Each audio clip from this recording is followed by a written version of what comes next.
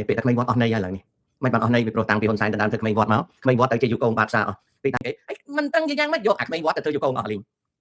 ដល់ក្មេងវត្តធ្វើយុគងអស់លីងវាខូចតម្លៃទាំងខ្ញុំខូចតម្លៃទាំងបងប្អូនខ្ញុំលោកហ៊ុនសែនតាមកាលណាគេនិយាយថាក្មេងវត្តគឺជាមនុស្សដែលលោកបដៅឲ្យរៀនឲ្យសូត្រដល់ពេលរៀនសូត្របានធំធាត់ធ្វើការងារល្អប្រព្រឹត្តអំពើសុចរិតឥឡូវនេះក្មេងវត្តគឺជាយុគងបាបសាដែលហ៊ុនសែនប្រើសម្រាប់វាយក្បាលបាតុករឬសម្រាប់បង្ក្រាបបាតកម្មឬក៏សម្រាប់បង្កចលាចលអញ្ចឹងអាក្មេងវត្តទៅជាក្មេងយុគង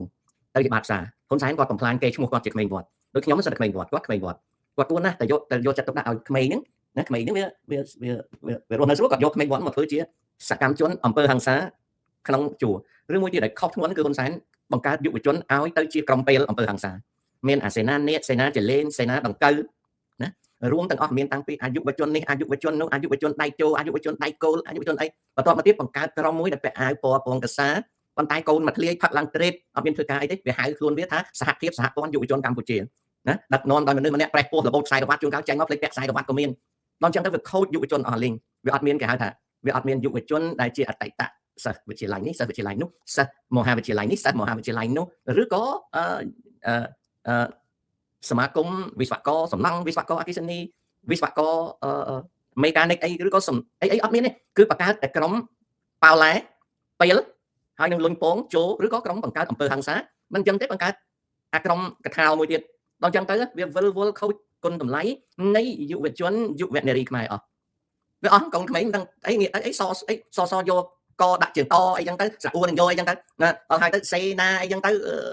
ដាក់ថាចន្លេអីចឹងទៅសញ្ញាចន្លេអីចឹងទៅបន្ទាប់មកទៀតសេណាកថាអីចឹងទៅវាអត់មានន័យអីតែមនុស្សអស់នឹងប៉ាវឡែត្រេតត្រូតស្រីស្រាហើយអត់មានអ្វីដែលជាឧត្តមគតិដើម្បីកសាងយុវជនយុវនារីខ្មែរឲ្យលើកតម្កើងតម្លៃខ្លួនជាអ្នករៀនសូត្រចេះដឹងទំពាំងស្នងឫស្សីអត់ដែរអានោះជាគ្រោះថ្នាក់ជាងគេមិនតាំងយ៉ាងម៉េចយកអាក្មេងវត្តទៅធ្វើយុគងអស់លីងដល់ក្មេងវត្តធ្វើយុគងអស់លីងវាខូចតម្លៃទាំងខ្ញុំខូចតម្លៃទាំងបងប្អូនខ្ញុំលោកហ៊ុនសែនមិនដឹងជានឹកឃើញយ៉ាងម៉េចបានអូក្មេងវត្តទៅធ្វើយុគងអស់ណាអាហ្នឹងចឹងហើយពាក្យថាសន្តិសុខបើគ្នាអាយុចាស់បន្តិចគ្នារត់បាយហូបមិនគ្រប់ម៉ូតូអីទៅប្រហែលរត់តែជិះមិនបានចំណែកឯអាជើងខ្លាំងខ្លះពាក់មួកជិះម៉ូតូអាងកាន់ដបងវាយមនុស្សណាដូចជាសន្តិសុខសង្កាត់សន្តិសុខខណ្ឌអីជាដើមដល់ចឹងទៅវាអស់មានតម្លៃសម្រាប់ភ្នែកប្រជារាស្ត្រខ្មែរលោកមើលទៅវាអត់ដឹងថាពឹងអ្នកណាបានណាអត់ពឹងអ្នកណាបានអានោះហើយជាបញ្ហាបាទអញ្ចឹងកុំដាក់តែក្មេងវត្តឯដាក់តែនិស្សិតខ្មែរទៅបានណាអត់មានក្មេងវត្តទេឥឡូវនេះក្មេងវត្តហ្នឹងគេដើរវត្តនេះវត្តនោះឬក៏គប់បំបែងក្បឿងលោកបែកអស់ឬក៏មើលកុនស្រាតអស់ហើយអស់តម្លៃពីដើមគ្រាន់តែថាបងឯងនៅហ្នឹងខ្ញុំនៅវត្តមហាមន្ត្រីគេចាត់ទុកថាជាសិស្សឬនិស្សិតមកពីខេត្តដែលស្នាក់នៅវត្តមហាមន្ត្រីឥឡូវវត្តមហាមន្ត្រីខ្ទេចមនុស្សជាល្អនៅបានទេនៅស្រួលហ្នឹងគេវាយវត្តណាដូចវត្តណាឥឡូវហ្នឹងណាគ្រឿងញៀនឆ្នោតអាគារចូលអស់